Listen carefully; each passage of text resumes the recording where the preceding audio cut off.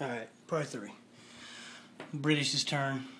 Since my fleet survived and he didn't go for this transport, which is good, I'll link it back up. I'll go ahead and grab this tank and move it over here. You also have a infantry way over in West Canada, but I usually move that into Alaska to help out America, just in case Japan invades. He took me out here in Africa. So, my turn, I have $30. What I could do is buy an aircraft carrier for 14 and then a factory for 15. And I could put a factory here in South Africa. And then I already have 2 fighters here in United Kingdom. And just put them on the aircraft carrier, and all of a sudden my fleet's gonna be pretty nasty. Or I could put that factory over here in India and try to help out with Japan on the front lines. Basically, it's just up to you, whatever you want to do.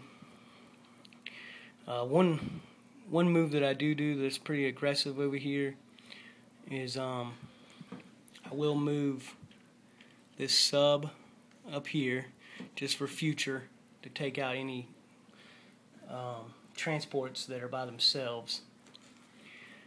And I will move this transport here. 1, 2. The reason I do that is basically that light was shining on the board here. Basically, the reason I do that is I'm gonna do a lot of moves. Actually, let me just go ahead and do them, and I'll explain what I did that for. I'm gonna move this aircraft carrier up here to take out this transport. I'm gonna use this fighter. I'm going to be very aggressive down here. I'm going to move these 2 infantry over with that fighter. I'm going to load up this other infantry into this transport. I'm going to move the transport to here, unload them. I'm going to move this cruiser. And the reason I did that is so I get the bombardment. So I get a bombardment, and I have 3 infantry and a fighter to take out that.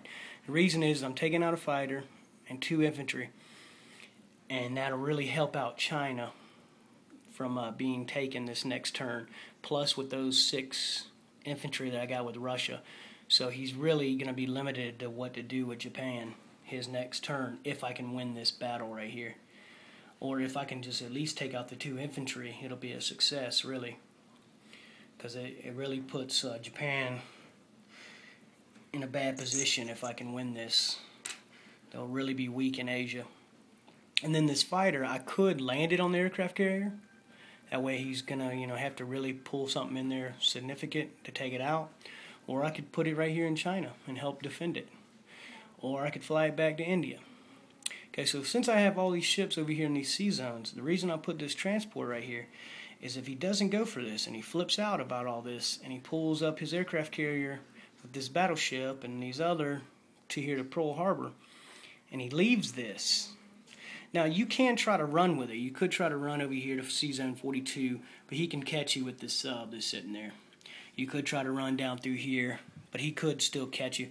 But really, if you escape with 1 transport, what's it going to help? You're not going to get all the way around Africa and by Germany's planes. So there's really no point. Some people grab like this man and put it here on Australia, or some people grab 1 man and put it here. You can do little miscellaneous stuff like that. Or you could load up 2 guys and go after New Guinea and try to get that 1 IPC. What I do is I put it here. Now if he leaves it alone his next turn, I'll load up 2 infantry and I'll come here and go for this Borneo. And it's a 4 IPC. Now I know infantry only attacks on a 1, but I'll be rolling 2 dice and maybe I can get lucky and take that 4 IPCs.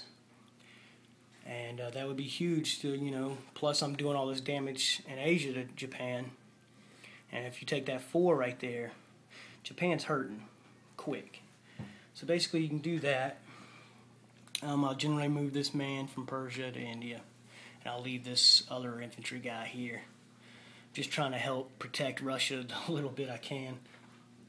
And then I'll move this guy up. But, do I want to buy a factory or not? It's really up to you, whatever you want to do. And then over here, basically, you could invade Norway. You could come down to West Western Europe if he has it weak. Since he has this big fleet, or moved all his whole fleet from the Baltic Sea, I'm going to move down with my aircraft carrier, and I'm going to take all that out, at least by next turn. Or I could use my fighters and bomber right now, or I could invade Norway.